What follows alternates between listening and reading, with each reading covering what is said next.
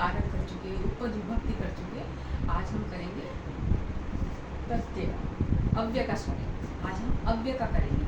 तो अव्यय में आप जानते हैं ना, जो वर्ड एज इट इज रहता है उसे ही अव्यय कहा जाता है। आप देखते हैं परिभाषा के साथ उसको आप लर्न कीजिएगा उसको, और जहाँ भी अव्यय आपको दिखाई दे आपको उसको फिल करना है।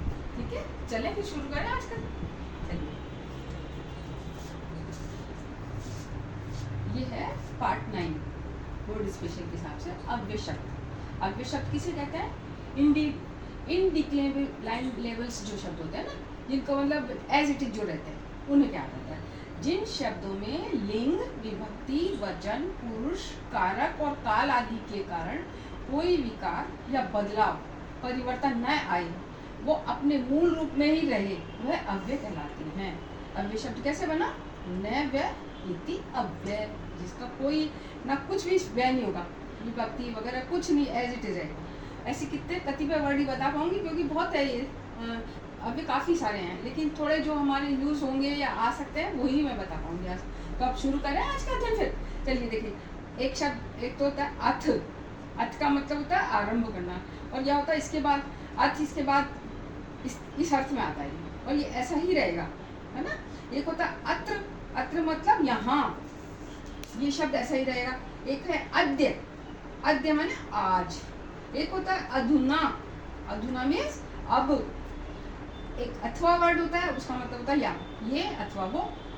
अद्य तवे, आज तक, आजकल जो होता है, आजकल शब्द कहलाता है ना, आजकल ये चल रहा है। अद्य तवे इदम घटितम। आम शब्द होता है हाँ के लिए, और इतस्तत है इधर उधर।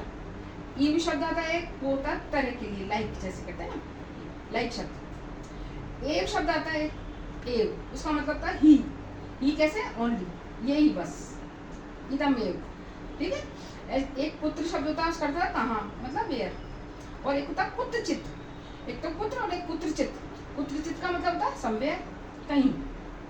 एक कथम शब्द होता है कैसे या क्यों के अर्थ में। एक चेक शब्द होता है यदि के अर्थ में, है ना। और एक तथा ही शब्द होता है, जैसे कि, फॉर एग्जाम्पल जिस कहते हैं ना, जैसे कि ये, तो तथा ही। इसी तरह होता है तथापि, तथापि मतलब तो भी, इवन दैट। ठीक है। तदानीम तब, तावत तब तक, दिक किसी को कहते हैं ना, धिक्कार है, कर्ष जो कहते हैं वो चीज। नो चेत नहीं तो, यह है नमस, नमस शब्द, इसका बनता है नमः, ये सह को विसर्ग हो जाता है, फिर कहते हैं ना नमः, वो ये चीज वो भी। और प्रातः, अपन कहते हैं प्रातः काल, तो कैसे लिखते हैं उसको?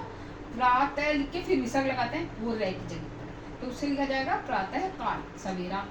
पुरा, प्राचीन काल। परस्पर, आपस में। प्राक, पहले, बहुत पहले की समय की जो बात होती है उसको कहते हैं। मुहुर, मुहुर, बार बार। यथाशक्ति, शक्ति के अनुसार, और इसमें यथाशक्ति इतना कार्य कर सका, है ना। यतः क्योंकि, ठीक। ऐसे होता है व्यर्थम, फिजूल, वेद शब्द होता है, वेद शब्द के लिए। एक होता है श्वय शब्द, श्वय होता है कल, आने वाला मतलब टुमारो। एक सहसा शब्द होता है, सहसा होता है अचानक किसी काम के होने को कहते हैं सहसा। ये वर्ड ऐसे कि ऐसे आएंगे, और भी ये 2-4 वर्ड और हैं, देखिए हम बताते हैं आपको। एक होता है सर्वत्र, ये यूज होते हैं इसलिए बता रहा हूँ आपको। सर्वत्र होता है सब जगह। एक होता है सायं, जैसे हमने प्रातः किया वैसे सायं शब्द भी होता है, सांझ।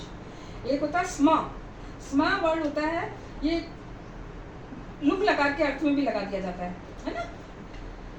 पठती स्म ऐसे कर देते हैं तो वो था थी इस तरह इस अर्थ में आ जाता है। एक होता है ये शब्द, ये शब्द कहलाता है बीता हुआ कल, मतलब यस्टरडे। एक ही माने क्योंकि, और एक होता है इति, इति मतलब समाप्त, एंड दिस।